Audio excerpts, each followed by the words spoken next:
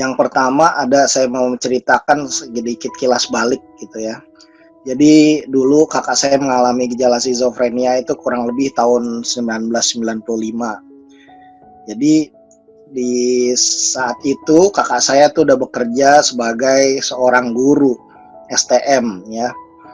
Jadi dia udah bekerja cukup lama dan dia juga disayangi oleh murid-muridnya gitu, meskipun bagi orang lain saya rasa mengajar di STM itu kalau di Jakarta itu uh, tidak mudah ya, karena uh, STM itu muridnya biasanya bandel-bandel gitu. Nah, tapi kakak saya bisa mengatasi itu dengan baik gitu. Nah, bahkan murid-muridnya itu kadang datang ke rumah ingin ngobrol-ngobrol, dapat nasihat gitu dari kakak saya gitu. Tapi suatu hari setelah kerja sekian tahun gitu ya, kakak saya pulang ke rumah tuh dengan sangat ketakutan. Kemudian saking takutnya dia sampai bersembunyi di bawah tempat tidur gitu. Nah, waktu itu saya nggak ada, tetapi yang ada di rumah itu adik saya yang laki-laki. Jadi menurut adik saya itu kakak saya itu laki-laki pertama ya. Saya ada 8 bersaudara, yang pertama itu perempuan, yang kedua nih kakak saya Mas Bayu yang mengalami skizofrenia. Jadi dia pulang ke rumah ketakutan sampai dia bersembunyi di kolong tempat tidur. Dia juga saking takutnya ngomongnya sangat cepat gitu. Ibu saya waktu itu kaget ada apa gitu, soalnya seperti biasa dia pulang tuh dia kan orangnya penampilannya rapi gitu, terus kemudian kalau pulang juga ya rutinitasnya dia bersih diri dulu dan sebagainya. Tapi kali ini kok pulang ketakutan gitu, sehingga akhirnya ibu saya tenangkan dengan saya dipeluk sama ibu saya gitu. Kemudian kakak saya waktu itu udah tenang kembali. Nah, tapi waktu itu kita bingung sebenarnya apa yang dihadapi gitu.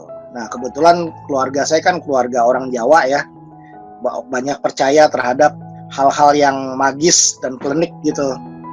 Akhirnya kita berpikirnya ini kayaknya ya mungkin juga stres, tapi kok kayaknya biasa-biasa aja dia gitu kan.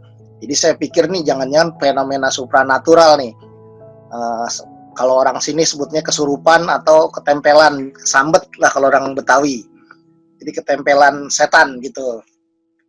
Nah, jadi nggak berpikir ke arah bahwa ini adalah masalah gangguan jiwa. Nah, karena salah satunya kakak saya itu bukan tipenya orang yang pendiam, tertutup gitu. Justru dia tuh temannya banyak dari SD, SMP, SMA sampai kuliah, temannya banyak. Dia orangnya aktif, humoris. Dan kemungkinan rasanya kayaknya nggak mungkin gitu dia kena penyakit yang namanya stres atau gangguan jiwa gitu.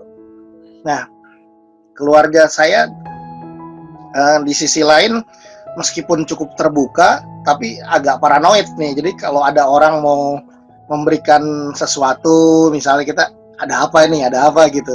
Jadi kita agak ya kelihatannya terbuka, tapi di satu sisi kayaknya agak tertutup juga gitu. Nah, kemudian dugaan lainnya nih, katanya ada ilmu gaib nih dari kakek buyut nih, ingin menitis ke keturunannya nih. Atau ada orang yang bilang kerasukan arwah orang sakti misalnya. Terus ada yang bilang kakak saya ngilmu dengan seorang temannya di bengkel kerja di kantor, tapi dia nggak kuat menerima ilmu gaib tersebut, kata orang begitu. Nah, setelah berapa tahun kami mengalami itu, baru kami paham bahwa hal tersebut ya memang karena faktor budaya kita di Indonesia yang masih percaya pada pengobatan alternatif, dan kalau ada hal seperti itu skenarionya yang utama itu ya karena santet gitu. Apalagi kalau kita bawa ke tokoh agama, paranormal ya rata-rata mengatakan gitu bahwa ini teluh, santet dan sebagainya. Jadi kita cocok nih dengan keluarga kami yang agak parno gitu ya. Nah, tetapi meskipun demikian, meskipun kami latar belakangnya keluarganya tradisional banget gitu, tapi sejak minggu pertama kakak saya mengalami gangguan itu sudah dibawa ke psikiater oleh orang tua saya gitu. Kebetulan kami tinggalnya dekat rumah sakit haji di Pondok Gede, Jakarta Timur. Dari situ ada psikiater, jadi udah kita bawa ke situ. Nah, kebetulan psikiaternya juga guru besar di FKUI gitu. Nah, jadi begitu dibawa ke situ, dikasih obat, salah satunya obat suntik yang kemudian bertahun-tahun kemudian baru saya tahu tuh itu Risperdal Consta, mahal banget itu waktu itu, harganya kan 1,5 juta sekali suntik gitu. Tapi saya ingat kakak saya tuh asal habis berobat tuh bagus lagi, bahkan kakak saya bisa ngajar lagi, terus kemudian bisa bercakap-cakap dengan baik, bersosialisasi lagi, berangkat kerja rapih dan sebagainya. Nah, tetapi kami nggak ada diberikan edukasi sama sekali gitu. Waktu itu saya bingung, ini kakak saya udah bagus nih ya. Nah, ketika obatnya udah habis nih, 1 bulan, 2 bulan berobat, karena mahal ya kami berhenti aja, kami pikir ini stres biasa gitu. Yang kemudian kalau dia udah ngajar lagi ya nanti dia nggak perlu berobat lagi gitu kan. Nah, akhirnya kakak saya kambuh lagi gitu. Kami kaget lagi gitu kan, karena dia semakin lama semakin kacau gitu kambuhnya. Jadi kakak saya tuh kalau kambuh tuh marah-marah, teriak-teriak gitu, mukanya tuh sampai merah padam, sampai tegang banget lah gitu. Saya ingat tuh waktu dulu saya sampai nggak bisa tidur karena saya pulang dari kampus atau kerja gitu, baru duduk sebentar makan udah diajakin ngomong sama dia. Terus kemudian ngomongnya mulai mengelantur, dan kalau dia ngelantur kan kita nggak bisa ngomong mengiyakan terus gitu. Kadang kita berbeda pendapat, wah itu nadanya makin tinggi, makin marah. Wah itu sampai pagi ngamuk gitu di dalam rumah itu, wah marah-marah, teriak-teriak dan sebagainya. TV, radio dinyalakan sebesar-besarnya gitu. Nah itu, waduh, perjuangan yang berat deh gitu. Jadi waktu itu sampai berulang-ulang kali begitu, akhirnya satu hari saya agak capek juga nih. Saya bilang ibu saya, Bu, udah besok kalau konsul sama saya aja deh, saya anterin gitu. Nah saya anterin tuh ke rumah sakit. Kemudian setelah konsul, saya tanya sama dokter kakak saya suruh keluar dulu kan, dok sebenarnya kakak saya sakitnya apa gitu. Ini yang saya sayangkan. Jadi dokter hanya bilang nggak apa-apa, kakak kamu nggak apa-apa. Yang penting gini aja, kalau obatnya habis, ajak konsul lagi ke sini. Nah, itu yang menurut saya menjadi titik balik yang menyakitkan gitu buat saya sekeluarga. Karena saya kan nggak tahu apa yang saya hadapi ini setan, apakah ini jin atau ruh-ruh halus apa dan sebagainya, atau memang karakter kakak saya yang buruk misalnya, atau salah asuh atau apalah gitu. Jadi kita menghadapi musuh yang nggak kelihatan. Nah, tapi kemudian setelah saya tanyakan, jawabannya cuma begitu doang. Nah, itu saya kecewa tuh. Saya ceritain ke keluarga saya, akhirnya karena kami pendekatannya tradisional, saya pikir, wah ini kayaknya medis udah nggak bisa nanganin nih. Kalau medis udah nggak bisa nanganin, berarti saya mesti berobat non medis nih, gitu kan. Nah, itulah titik balik pertama yang membuat penderitaan saya sekeluarga. Jadi, sejak saat itu, saya nggak berobat lagi ketika obat kakak saya habis, saya nggak berobat lagi, kayak mau berobat lagi ke psikiater gitu. Jadi, kami mencari pengobatan alternatif tuh kemana-mana. Waduh, sampai kemana-mana deh. Sampai ke Tulungagung, sampai ke Serang, sampai ke Sumedang, dan sebagainya deh. Itu pokoknya kalau ada orang, oh di sana katanya, wah kita berangkat ke sana. Kadang kita bawa pasiennya, kadang enggak. Padahal membawa orang dengan gangguan jiwa untuk berobat yang jauh-jauh itu susah banget. Adik saya setelah bertahun-tahun kemudian baru cerita bahwa dia diajak kan sama bapak saya untuk bawa ke seorang dukun lah di Serang. Itu yang ngantri di situ ratusan orang. Kakak saya dapat nomor sekian, begitu dia udah bosen dia pergi-pergi kan kemana-mana gitu. Begitu nomornya dapat, kakak saya hilang udah. Wah udah deh. Tapi akhirnya ya itulah, nggak sembuh-sembuh, tetapi kami selama 10 tahun berobat alternatif itu sampai habis-habisan, namanya harta habis, kitanya juga lelah, waktu terbuang sia-sia, dia nggak sembuh, keluarga kita juga semuanya udah kelelahan fisik dan mentalnya gitu. Wah, itu benar-benar penderitaan yang luar biasa, karena kakak saya kan namanya dia skizofrenia paranoid, ya sering ngamuk, nggak di rumah, di luar, dia bawa motor, nabrak anak orang dan sebagainya gitu. Wah, banyak banget peristiwa-peristiwa yang saya sekarang mau inget aja saya nggak mau. Jadi saya seakan-akan saya paksa untuk saya lupain gitu. Saking lelahnya tuh menghadapi berbagai peristiwa yang mau selalu mengejutkan. Padahal saya juga kan harus kerja dan sebagainya. Waktu itu ada krisis ekonomi itu tahun 98, kakak saya lagi ngamuk-ngamuknya itu. Waduh, benar-benar satu penderitaan yang berat gitu. Jadi tanpa edukasi itu pasti keluarga orang dengan gangguan jiwa berat pasti bisa putus asa dan kehilangan harapan gitu. Nah, tetapi di sisi lain keluarga kami nggak merasa bahwa ini sesuatu yang aib gitu. Jadi kami berpikirnya ini bisa terjadi sama siapa aja lah gitu. Jadi saya pikirnya gini, oke, kakak saya ngamuk-ngamuk di jalan lah, di mana gitu. Terserah deh orang mau ngomong apa. Yang penting nggak ngomong di depan saya. Kalau ngomong di depan saya menghina gitu, wah saya bisa berantem tuh gitu. Saya mikirnya gitu. Tapi kalaupun ada malu ya sedikit lah gitu. Malunya cuma kalau kejadian aja, itu sering kejadian kan di tempat umum saat itu doang. Saya nggak terlalu pikirin gitu ya.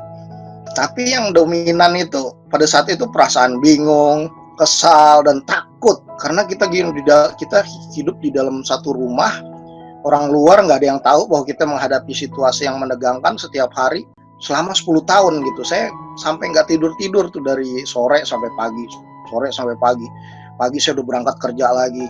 Di dalam kamar saya diem aja, lampu udah saya mati-matiin, TV segala macam, radio udah nggak ada.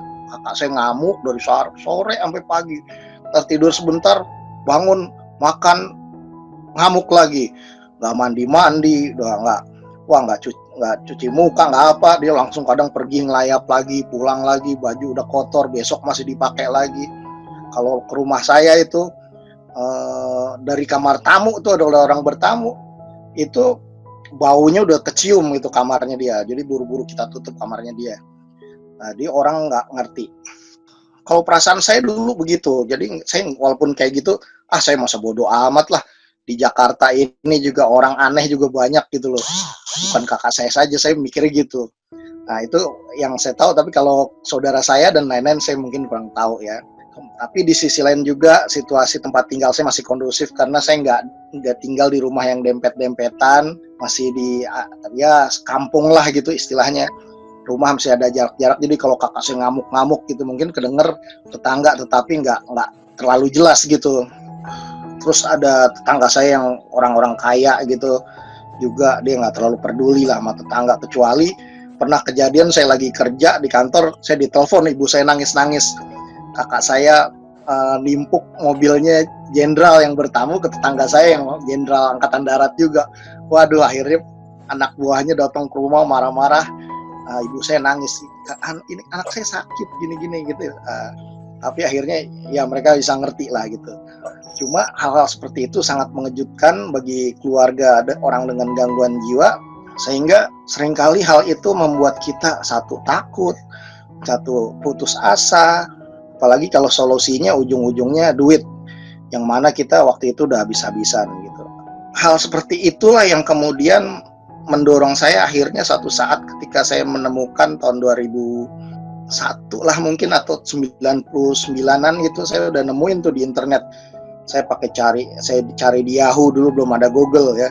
Saya pakai kata gila, madness, crazy, semua saya cari tuh. Baru saya ketemu ada istilah skizofrenia. Saya terjemahkan artikel tuh, ada artikel dari seorang dengan skizofrenia. Saya bahas sama adik saya di rumah, kayaknya kakak kita ngalamin ini deh gitu. Saya baca, saya terjemahin, saya diskusin sama adik saya yang laki berdua kan. Jadi di rumah tuh tinggal ibu saya, adik saya yang perempuan itu. Adik saya yang perempuan itu dari SD sampai kerja tinggal dengan orang dengan skizofrenia yang kondisinya ngamuk-ngamuk dan sebagainya. Cuma dia jarang cerita beban pikiran dia tuh. Wah, itu juga pengalaman yang luar biasa.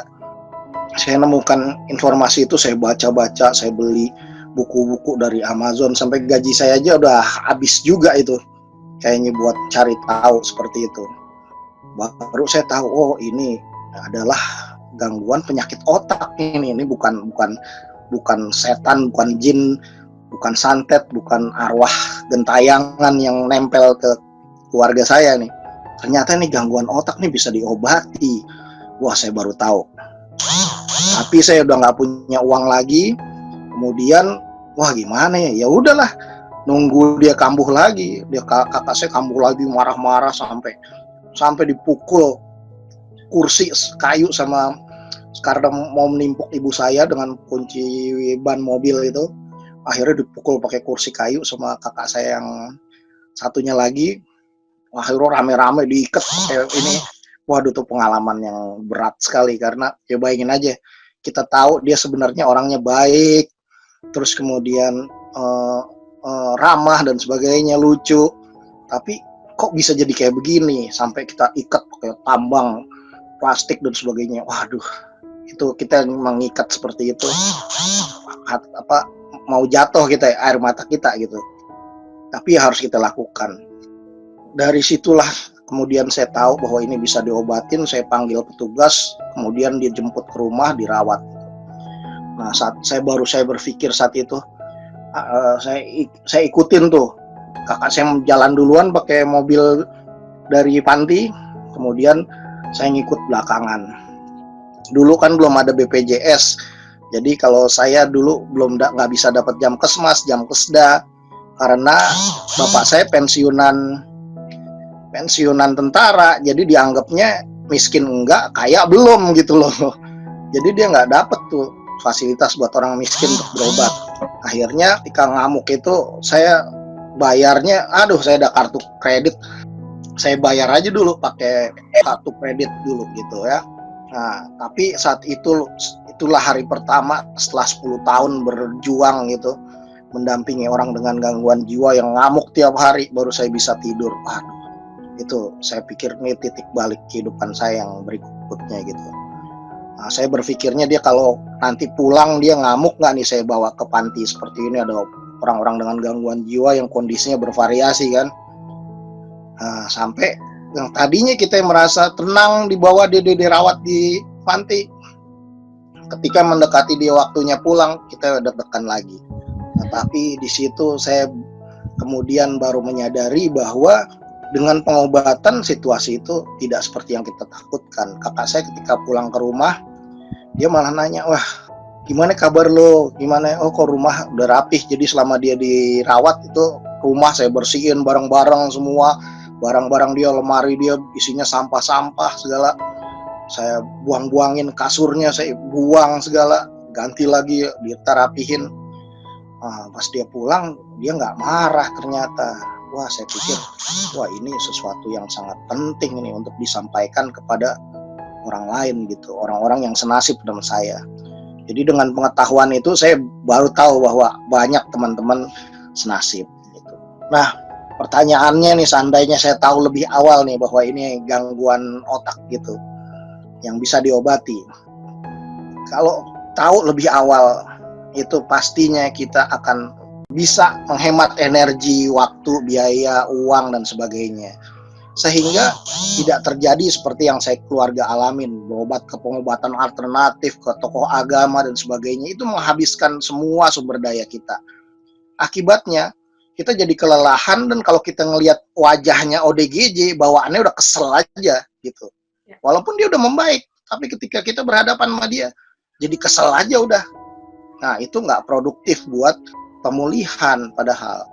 Karena itu kalau kita tahu bahwa ini penyakit yang bisa diobati dan segera diobatin, insya Allah dia akan cepat pulih, dan kita masih punya banyak energi untuk memberikan dukungan positif bagi dia gitu, khususnya nih kakak saya gitu. Nggak seperti sekarang. Kalau sekarang walaupun dia sudah baik, karena saya ada terpendam nih, wah semua habis-habisan. Yang rusak bukan hidupnya dia aja, tapi kita juga, adik-adiknya, sekeluarga jadi kacau semua kan. Jadi kita jadi cenderung menyalahkan dan sebagainya. Nah, itu yang harus bisa dicegah dengan cara edukasi ke masyarakat bahwa gangguan jiwa ini bisa diobatin, bisa pulih, dan dia bisa produktif lagi apabila ditangani sedini mungkin gitu. Nah, kalau saya tahu lebih awal, saya pasti cari informasi sebanyak mungkin apa ini diagnosanya skizofrenia, misalnya diagnosanya bipolar, bagaimana sih cara mendampinginya. Nah, kalau kita punya pengetahuan yang memadai, kita jadi bisa mengelola sumber daya keluarga kita dengan baik gitu. Kita pilih terapi-terapi yang bisa membantu kita. Misalnya kita berobat pakai BPJS, jadi kita bisa menghemat uangnya mendingan ditabung buat barangkali kita bisa belikan tanah atau rumah buat dia suatu saat, atau buat modal usaha dan sebagainya. Dan kita fokuskan pada anggota keluarga yang lain yang masih sehat supaya mereka juga bisa tercapai tujuan hidupnya gitu.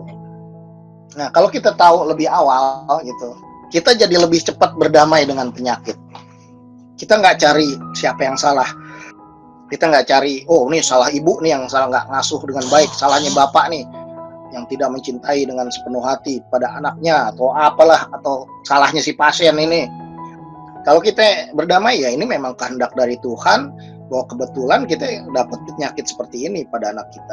Bisa aja penyakitnya kanker, bisa aja kena penyakit apa, tapi kita kebetulan mendapatkan takdir dari Tuhan bahwa ini kita harus mendampingi keluarga kita yang mengalami gangguan jiwa. Siapa yang bisa menolak takdir Tuhan? Ya udahlah, kita cari solusi aja daripada kita cari siapa yang salah gitu kan. Nah, dengan demikian bagaimana kita ekspresi emosi kita kepada si pasien jadi lebih baik gitu, karena kita udah tahu bahwa ini ya bukan kehendak siapa-siapa, tapi memang semuanya adalah kehendak Tuhan. Kemudian kalau kita tahu bahwa ini bukan musuh yang nggak kelihatan, ya memang nggak kelihatan, tetapi dengan adanya teknologi misalnya, dengan adanya pendekatan medis, kita jadi tahu bahwa ini memang gangguan jiwa. Betul. Ada penjelasannya, oh gejalanya begini. Kita jadi lebih berdaya gitu. Bisa berpikir logis, jadi kita bisa mikir nih, cost benefit analysis. Kita bisa memikir kalau kita mengeluarkan uang segini, obat alternatif, mendingan kita pakai buat transport berobat dan sebagainya. Kita bisa hitung-hitungan manfaatnya, ruginya, dan sebagainya setiap tindakan kita, sehingga langkah-langkah kita jadi lebih logis, lebih teratur, dan bisa meminimalkan resiko yang merugikan kita. Dan kemudian kalau kita udah tahu ini gangguan otak, berarti ada orang lain yang ngalamin juga. Kemudian kita bisa ngelihat ada orang-orang yang berhasil bangkit dari gangguan jiwa berat, pulih dan bisa bekerja, bisa hidup seperti orang lain pada umumnya dengan minum obat rutin. Nah, jadi ada harapan di situ. Yang dulu saya lihat, saya seperti menghadapi lorong yang nggak ada akhir, gelap, nggak ada cahaya sedikit pun. Nah, kemudian setelah saya menemukan adanya pengetahuan bahwa ini adalah penyakit yang bisa diobati dan dikelola dengan baik dengan pengobatan, saya jadi melihat ada cahaya di ujung lorong. Tapi semakin saya banyak pengetahuan, saya baru sadar ternyata di sekeliling saya itu banyak cahaya-cahaya yang ingin teman-teman yang mau membantu, dokter-dokter, perawat, dan lain-lain yang ingin membantu saya, tapi mata saya tutup gitu. Dengan pengetahuan semua itu bisa terbuka, dan tadinya kita mau menghadapi ini cuma sendirian, kita menutup diri dari orang lain. Orang mau membantu, jangan nanti malu kalau kita tahu keluarga kita ada yang gila gitu. Nah, dulu kan begitu, stigmanya masih sangat besar di Indonesia.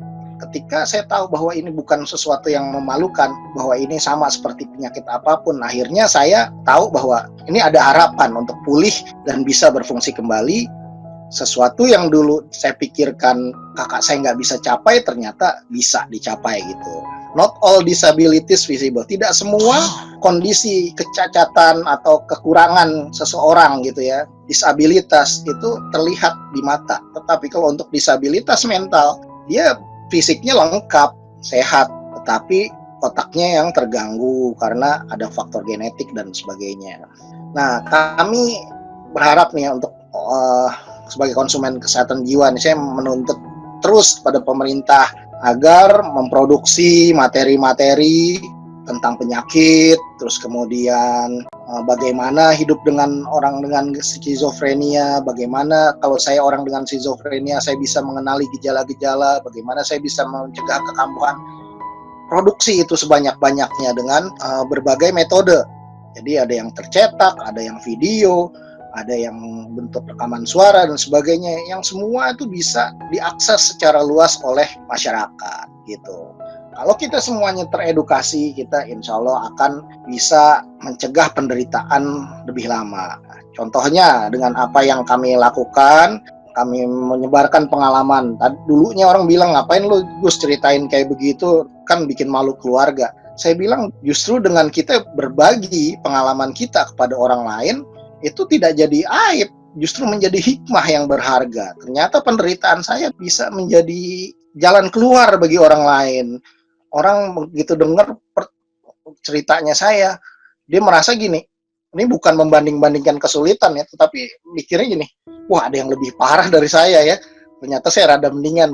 Ya walaupun saya dijadikan contoh yang jelek nih keluarga saya, tetapi apabila itu membantu orang lain, bagi saya itu sesuatu hikmah yang berharga. Jadi pengetahuan itu menjadi sangat penting buat keluarga. Nah, pengetahuan juga yang membuat kita bisa memahami bagaimana sih caranya hidup dengan orang dengan gangguan jiwa, dan kita bisa menjadi pendamping yang baik buat dia gitu. Nah, contohnya begini, saya membaca-baca buku buklet dan sebagainya tentang apa itu halusinasi. Saya nggak bisa bedain apa itu halusinasi ya, apa bedanya dengan imajinasi, apa bedanya dengan ilusi dan sebagainya. Hal seperti ini kita di kota aja tidak memahami. Bagaimana dengan teman-teman yang di daerah-daerah. Nah, saya berharap para dokter, psikolog dan sebagainya bantu masyarakat awam memahami ini supaya dia nggak menghubungkan gejala ini selalu dengan hal-hal yang tadi. Tetapi dia dijelaskan bahwa halusinasi itu adalah rangsangan pada panca indera yang tidak ada sumbernya. Jadi otak kita tuh yang karena berlebihan senyawa kimia tertentu, kemudian dia menciptakan sensasi-sensasi tertentu di indera-indera, seakan-akan ada suara, misalnya kalau ada halusinasi pendengaran, halusinasi penglihatan, di situ nggak ada apa-apa, tetapi kemudian otak kita menciptakan satu citra sehingga seakan-akan sedang melihat sesuatu. Nah, saya membaca seperti itu tidak tahu, tetapi kemudian setelah saya hadir ke rumah-rumah pasien dan sebagainya, saya baru tahu, ternyata dia ngomong sendiri itu bukan ngomong sendiri, tetapi dia bercakap-cakap dengan halusinasinya. Dengan halusinasi dia dengar suara-suara itu, dia jawabin gitu. Nah, hal-hal seperti ini sangat penting buat keluarga pasien. Jadi dia nggak takut, dia lagi ngomong sama setan nih, jadi kita jadi ketakutan, padahal enggak, dia sedang berhalusinasi. Terus kemudian menghadapi waham atau keyakinan yang salah. Nah, kita seringkali berdebat dengan si orang dengan gangguan jiwa. Kita pengen benerin. Apalagi kayak kakak saya dulu kan ada waham kebesaran, jadi dia merasa dirinya raja lah gitu, atau satrio piningit lah buat negara ini. Saya terlahir di dunia ini untuk membawa nih kejayaan Indonesia. Dia jadi rasa satrio piningit.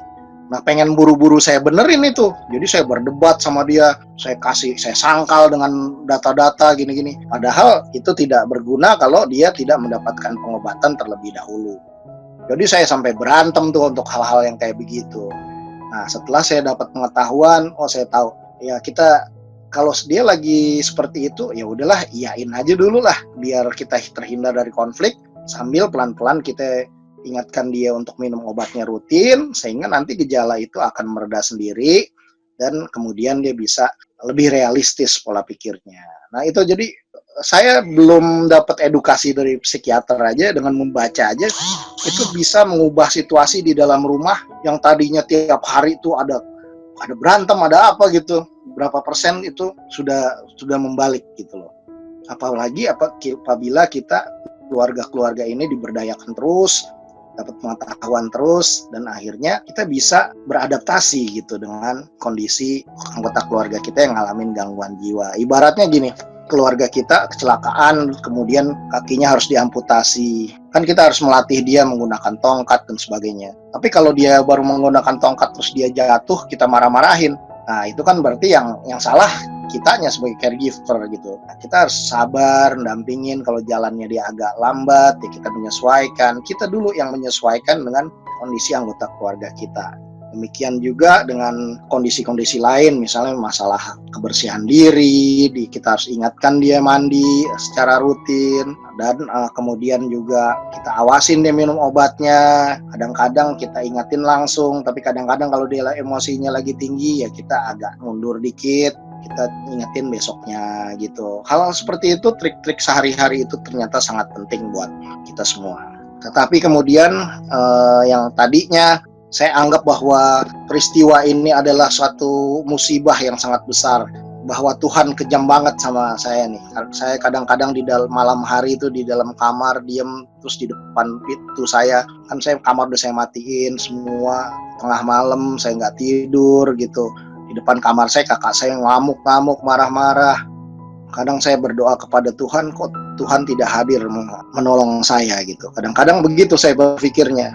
Tapi kemudian semua itu berproses panjang gitu. Setelah saya dapat pengetahuan dan sebagainya, kemudian kakak saya berobat rutin. Kakak saya juga berobat nggak langsung sadar dirinya sakit dan mau minum obat rutin, tapi berkali-kali sampai kakak saya tuh setelah dirawat inap yang pertama kali itu kurang lebih 5 tahun tuh baru kakak saya bener-bener bagus banget seperti dia sebelum sakit. Sementara di antara itu, wah kita berjuang menghadapinya. Kadang-kadang bapak saya emosian. Jadi bapak saya kan mau pensiun. Dia pikir kalau pensiun ini waktunya berganti tanggung jawab. Kakak saya yang laki-laki nih gantiin peran sebagai kepala keluarga. Tapi hal itu gagal terjadi. Akhirnya bapak saya nyalahin kakak saya yang sakit ini. Jadi kalau dia berkomunikasi, wah udah akhirnya jadi berantem dan kakak saya jadi kambuh lagi. Wah itu saya jadi penengah di dalam keluarga, saya kasih pengertian, kadang-kadang saya marahin juga bapak saya gitu. Itu perjalanan yang panjang 5 tahun itu. Akhirnya bapak saya mengerti penyakit ini harus begini ngadepinnya. Ibu saya juga begitu. Jadi saya mengedukasi keluarga satu-satu. Saya cari siapa yang paling memahami. Jadi adik-adik saya dulu nih yang saya edukasi karena mereka baru ngerti, ini penyakit nih dan sebagainya. Nah, jadi 5 tahun kakak saya akhirnya bisa percaya lagi pada keluarga dan akhirnya dia mulai bagus lagi. Kita suruh-suruh, misalnya sebenarnya kita bisa beli lampu yang mati kan, kita beli lampu. Kita bisa jalan sendiri sih, tapi kakak saya yang saya suruh gitu. Nanti saya kasih uang buat dia jajan gitu. Nah, hal-hal seperti itu yang kemudian akhirnya membuat dia kembali percaya lagi sama keluarga dan akhirnya dia jarang lagi berhalusinasi. Tapi untuk patuh pada minum obat, dia masih panjang itu, sampai kambuh berkali-kali. Baru akhirnya satu hari dia cerita sama ibu saya, "Bu, saya capek bu, masuk rumah sakit jiwa melulu nih, mendingan saya minum obat rutin deh." Wah, saya di belakang tuh denger nguping gitu. Wah, hati saya senang banget. Karena untuk mengedukasi pasien itu bagi keluarga itu berat banget. Saya mau nyampein gak berani gitu, gimana ya? Ntar kalau dia marah gimana kita kasih tahu bahwa dia schizophrenia. Wah itu berat banget. Karena itu menurut saya memang sudah saatnya pemerintah ya, khususnya para petugas kesehatan mengedukasi terus menerus supaya masyarakat ketika dia ngalamin gangguan jiwa dia udah pernah dengar tentang schizophrenia dan image-nya tidak terlalu buruk, sehingga kalau kita kasih tahu dia nggak marah gitu loh. Itu yang harus kita perjuangkan bersama. Tapi karena kakak saya capek dirawat inap bolak-balik, akhirnya dia mau minum obat dan dari situ ternyata dia ada perbaikannya semakin baik karena disiplin minum obat, membantu mengelola gejala dan akhirnya hidup kami berubah. Nah, yang bagian berikutnya nih presentasi saya nih, membuka kado indahnya. Waktu itu kami buat buku panduan keluarga, rame-rame kisah-kisah keluarga lain kita kumpulkan. Kemudian saya ingat juga ada satu buku dari seorang psikiater di luar negeri, katanya kunci dari hidup dengan schizophrenia itu adalah seni menjaga jarak. Maksudnya seni menjaga jarak, kadang kita sebagai caregiver nih nggak harus terus-menerus 24 jam 365 hari ngurusin ODGJ, terus ngurusin kakak saya yang schizophrenia, terus enggak, nanti itu bisa kecapean kitanya. Jadi kita harus juga menyenangkan diri kita sendiri, kita punya waktu untuk diri kita sendiri dengan keluarga dan lain-lain.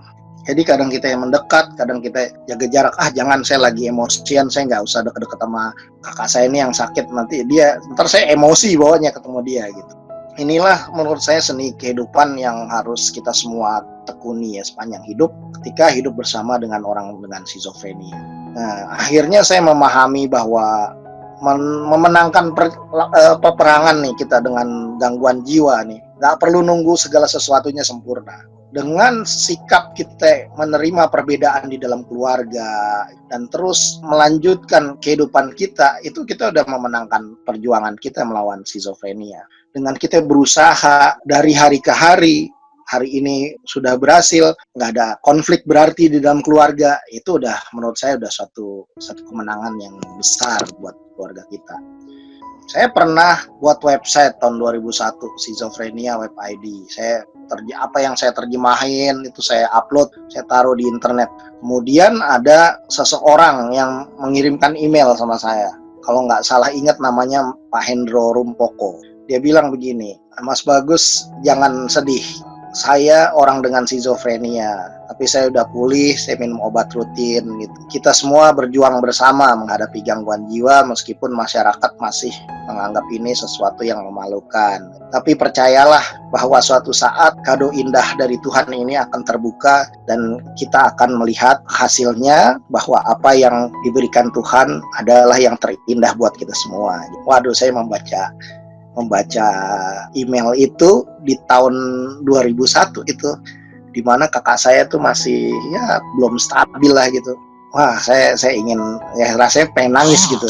Sayangnya saya belum sempat bertemu dengan Mas Hendro Rumpoko itu, tetapi dimanapun dia berada, menurut saya dia juga memberikan semangat buat saya untuk terus menyebarkan edukasi kepada keluarga-keluarga bahwa betapapun berat yang kita alami, kita harus yakin bahwa ada harapan, bahwa gangguan skizofrenia ini apabila ditangani dengan baik, berobat rutin, itu akan pulih dan sesuatu yang dulu nggak terbayangkan bisa tercapai. Contohnya dulu saya nggak berpikir bahwa keluarga saya bisa damai lagi, bisa tenang lagi. Terus kemudian kakak saya, sekarang ini kakak saya ya Mas Bayu sudah menikah selama beberapa tahun. Istrinya juga udah saya edukasi, dia bisa nerima dengan baik. Dan kakak saya juga udah sadar, dia bisa ngurus BPJS sendiri, rujukan, berobat sendiri ke rumah sakit, minum obat secara rutin dengan kesadaran sendiri. Nah, itu perjuangan bertahun-tahun ternyata membuahkan hasil seperti itu, sehingga yang dulu kita pikir bahwa kakak saya itu nggak akan bisa pulih dan akan berakhir seperti ODGJ yang terlantar di jalan gitu, tapi ternyata itu bisa berubah. Kakak saya bisa pulih kembali dan hidupnya cukup mandiri, meskipun ya masih ada bantuan lah dari keluarga untuk keuangan sehari-hari, tapi secara umum dia bisa hidup mandiri, bisa bergaul lagi dengan siapapun. Dan menurut saya ini adalah satu pengalaman yang layak untuk dibagikan kepada siapapun gitu. Semoga cerita saya tadi bermanfaat buat teman-teman semua di seluruh Indonesia. Siapapun keluarga-keluarga yang sedang menghadapi masalah gangguan jiwa berat, jangan putus asa. Sekarang ini dengan perjuangan kita semua kan obat-obatan sudah bisa dijangkau di layanan kesehatan terdekat. Ya mungkin kalau di NTT belum sampai di puskesmas ya untuk obat-obatan jiwa yang paten misalnya, tetapi kita harus berjuang bersama supaya itu bisa dicapai sehingga gangguan jiwa berat sekalipun satu saat bisa diatasi dengan pengobatan dan layanan kesehatan yang baik gitu. Jadi ini perlu kerjasama kita semua, khususnya buat keluarga orang dengan gangguan jiwa di NTT harus juga tergabung dalam satu asosiasi ini supaya bisa memperjuangkan aspirasinya kepada pemerintah. Mungkin itu saja yang bisa saya sampaikan malam ini. Terima kasih. Selamat malam. Oke, terima kasih Mas Bagus buat sharing pengalamannya yang benar-benar realistis gitu, karena bukan dari orang luar yang asal cerita tapi ngalamin sendiri perjuangannya. Aku pun baru pernah dengar sedetail ini Mas Bagus ceritanya, karena dulu waktu di Kemensos singkat gitu kan. Ternyata strugglingnya panjang banget Mas Bagus. Terima kasih ceritanya. Semoga ini jadi buat teman-teman yang relawan atau ada keluarga di sini jadi memberi kita semangat lagi gitu ya untuk melakukan yang terbaik. Karena tadi bagus banget tuh kadonya ntar adanya di akhir, indahnya tuh adanya di akhir. Nah, setelah Mas Bagus cerita, mungkin sekarang kita akan dengerin langsung sebelum kita buka tanya jawab ya Mas Bagus. Iya. kita mau lanjut dulu dengan cerita dari Pak Iman dan istrinya. Jadi teman-teman yang belum tahu, Pak Iman ini tadi sudah disebutkan, beliau adalah penyintas skizofrenia, dan nanti Pak Iman akan cerita sendiri tuh bagaimana Pak Iman dan istrinya sebagai support system yang utama bisa bertahan sampai hari ini.